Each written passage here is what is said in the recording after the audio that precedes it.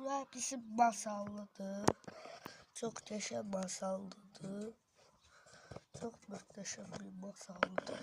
Bir de ben büyüleri açtım. Olmuş olduğundan gazetede okudum. Kimse görer.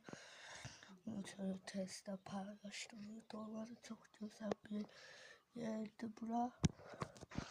Masallıdır. Bana yazdım ki dergi maşını paylaşmıştı. Gözler yazdım ki bura harada. Bura masallıdır. Biz yazmıştık da.